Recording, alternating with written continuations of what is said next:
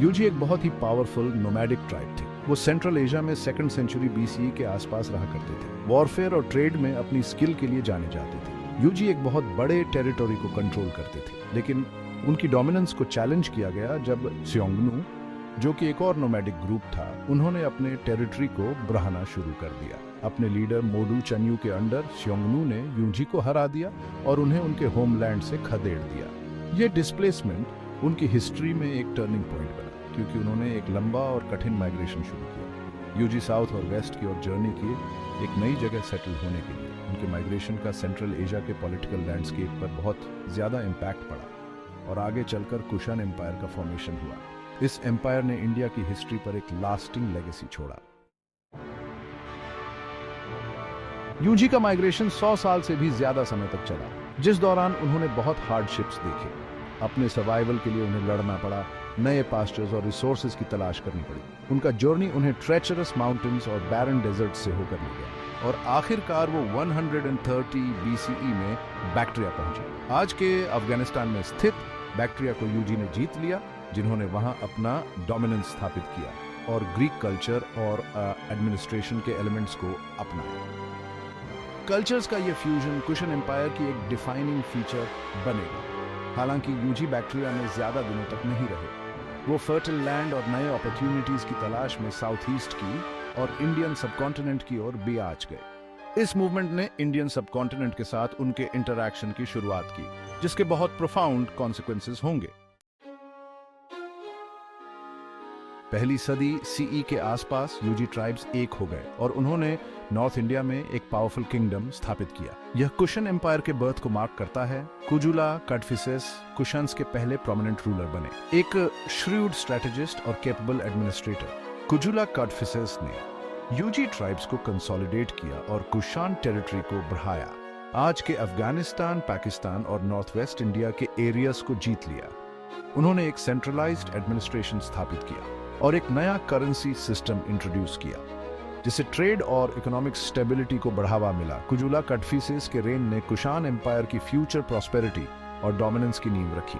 उन्होंने महाराजा का टाइटल अपनाया, जो उनकी बढ़ती पावर और अथॉरिटी को दर्शाता है। कुजुला कटफिसेस ने अपने सक्सेसर्स के लिए एम्पायर को आगे बढ़ाने का रास्ता साफ किया, जिससे कुशान एम्पायर इंडियन सबकॉन्टिनेंट में एक मेजर पावर बन गया।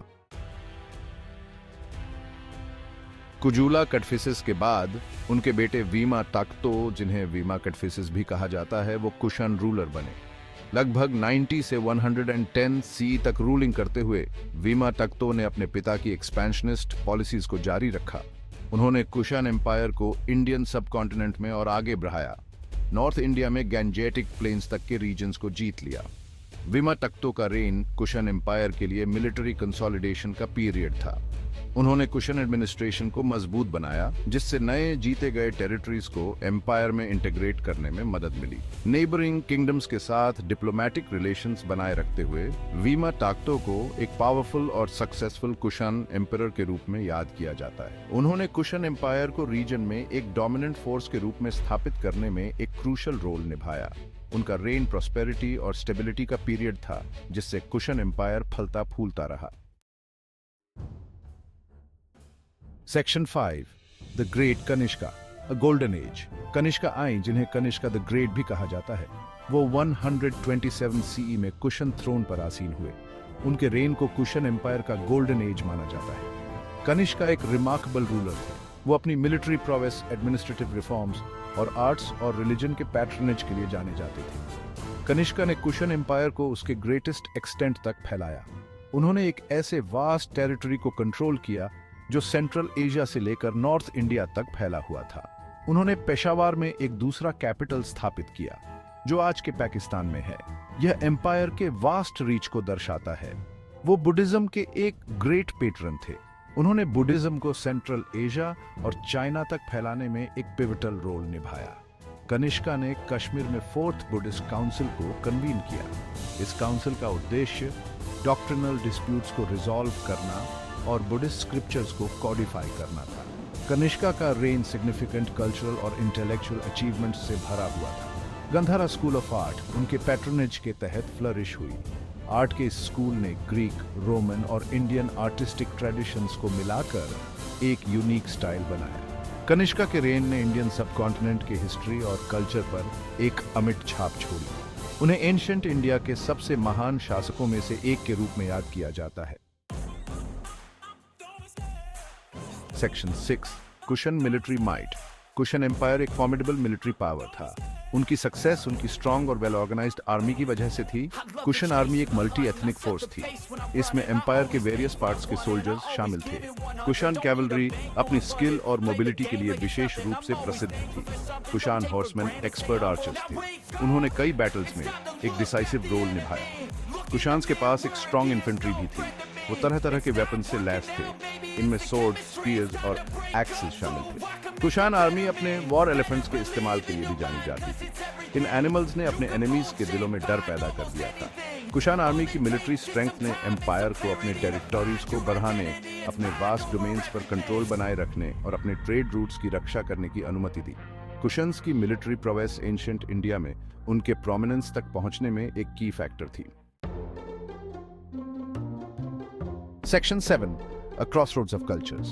Kushan empire major trade routes के क्रॉसरोड्स पर एक स्ट्रेटेजिक पोजीशन पर काबिज था। ये रूट्स इंडिया को सेंट्रल एशिया, चाइना और रोमन एम्पायर से कनेक्ट करते थे।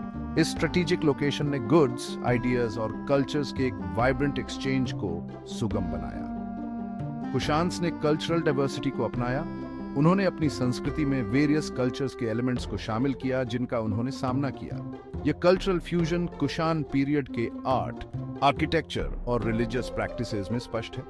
गांधारा स्कूल ऑफ आर्ट, जो कनिष्का के पैट्रोनेज के तहत फ्लरिश हुई, इस कल्चरल सिंथेसिस का उदाहरण देती है। आर्ट के इस स्कूल ने ग्रीक, रोमन और इंडियन आर्टिस्टिक ट्रेडिशंस को मिलाकर एक यूनिक स्टाइल बनाया। कुशान एम्पायर ने सिल्क रोड के साथ साथ कल्चरल एक्सचेंज को सुगम बनाने में एक क्रूशल रोल निभाया। इस एक्सचेंज का एशिया में आर्ट, रिलीजन और ट्रेड के विकास पर गहरा प्रभाव पड़ा।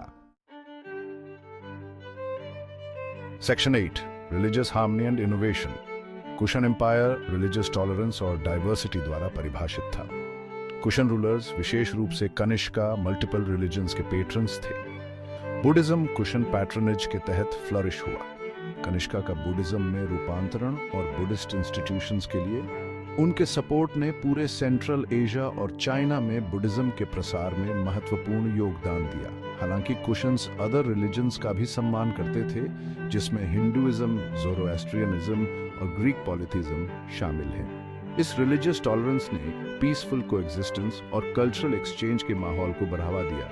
कुशन पीरियड में महायाना बुद्धिज्म का विकास हुआ। बुद्धिज्म के इस नए रूप ने बोधिसत्वास, कंपैशनेट बीइंग्स की भूमिका पर जोर दिया, जो दूसरों को सैल्वेशन प्राप्त करने में मदद करने के लिए अपने खुद के एनलाइटनमेंट में देरी करते हैं। कुशान एम्पायर की रिलीजियस डाइवर्सिटी और बुद्धिज्म के लिए उसके पैट्रनेज ने एशिया के रिलीजियस लैंडस्केप पर एक स्थायी छाप छोड़ी। Section 9, the decline of the Kushan empire. Kushan empire Kanishka के अधीन अपने जेनिथ पर पहुंचने के बाद तीसरी शताब्दी सीई में गिरना शुरू हो गया। कई कारकों ने इस गिरावट में योगदान दिया। इंटरनल स्ट्राइफ और वीक सक्सेसर्स ने एम्पायर के सेंट्रल अथॉरिटी को कमजोर कर दिया। पर्शिया में ससानियंस और इंडिया में गुप्तास जैसी रीजनल पावर्स के उदय ने कुशन एम्पायर के लिए महत्वपूर्ण एक्सटर्नल थ्रेट्स पैदा की। इन एम्पायर्स ने कुशन डोमिनेंस को चुनौती दी और धीरे धीरे उनके टेरिटरीज को खत्म कर दिया। इकोनॉमिक डिक्लाइन, आंशिक रूप से ट्रेड रूट्स के बाधित होने और टेरिटरीज के नुकसान के कारण ने कुशान एम्पायर को और कमजोर कर दिया। कुशान एम्पायर, जो कभी एक मेजर पावर था, छोटे छोटे किंगडम्स में बंट गया। चौथी शताब्दी सीई तक कुशान एम्पायर का अस्तित्व ही खत्म हो गया था, जिसने एक युग का अंत कर दिया। Section 10, legacy of the Kushans. Kushan empire ने अपनी रिलेटिवली शॉर्ट ड्यूरेशन के बावजूद इंडिया और सेंट्रल एशिया के हिस्ट्री और कल्चर पर एक स्थायी छाप छोड़ी। कुशन्स ने सिल्क रोड के साथ साथ ट्रेड और कल्चरल एक्सचेंज को बढ़ावा देने में एक महत्वपूर्ण भूमिका निभाई। बुद्धिज्म के लिए उनके पैट्रनेज ने पूरे एशिया में इस रिलीजन के प्रसार में महत्वपूर्ण योगदान दिया। गांधारा स्कूल ऑफ आर्ट, जो कुशन रूल के तहत फ्लरिश हुई, उसने स्कल्पचर्स और आर्टिफैक्ट्स की एक समृद्ध विरासत छोड़ी, जो उस समय के कल्चरल फ्यूजन को दर्शाती है। कुशान्स ने इंडिया में कॉइनेज का एक नया युग शुरू किया। उनके कॉइन्स, जिनमें रूलर्स, डीटीज और इंस्क्रिप्शंस का चित्रण है, हमें एम्पायर के हिस्ट्री, कल्चर और इकोनॉमी के बारे में मूल्यवान जानकारी प्रदान करते हैं। कुशन एम्पायर की विरासत आर्कियोलॉजिकल साइट्स और मॉन्यूमेंट्स में भी दिखाई देती है जो उन्होंने पीछे छोड़े थे। ये साइट्स आज भी लोगों को फैसिनेट और इंस्पायर करते हैं। कुशन एम्पायर, हालांकि अक्सर मेन स्ट्रीम हिस्टोरिकल नैरेटिव्स में उसे नजरअंदाज कर दिया जाता है, लेकिन एंशिएंट इंडिया के इतिहास में एक महत्वपूर्ण स्थान रखता है। Section 11 conclusion. कुशन एम्पायर एक डिस्प्लेस्ड नोमैडिक ट्राइब की राख से उठकर एंशिएंट इंडिया में एक मेजर पावर बन गया। सेंट्रल एशिया से इंडियन सबकॉन्टिनेंट तक का कुशन्स का जर्नी उनकी रेजिलियंस और एडेप्टेबिलिटी का प्रमाण है। कुजुला कटफिसेस, विमा तख्तो और विशेष रूप से कनिष्का द ग्रेट जैसे शासकों के अधीन कुशान एम्पायर फलता फूलता रहा, जिसने इंडियन सबकॉन्टिनेंट और उससे आगे के कल्चरल, रिलीजियस और पॉलिटिकल लैंडस्केप पर एक अमिट छाप छोड़ी। बुद्धिज्म के लिए उनके पैट्रनेज, सिल्क रोड के साथ साथ ट्रेड और कल्चरल एक्सचेंज को बढ़ावा देने में उनकी भूमिका और कल्चरल डाइवर्सिटी को अपनाने ने एक स्थायी विरासत छोड़ी जो आज भी दुनिया को आकार देती है। हालांकि कुशन एम्पायर अंततः गिर गया और टुकड़े टुकड़े हो गया, लेकिन हिस्ट्री पर इसका प्रभाव महत्वपूर्ण बना हुआ है। कुशान्स की कहानी सिविलाइजेशंस की इंटरकनेक्टेडनेस और कल्चरल एक्सचेंज की स्थायी शक्ति की याद दिलाती है। उनकी विरासत एंशिएंट इंडिया के अतीत की डायनामिज्म और रिचनेस का प्रमाण है।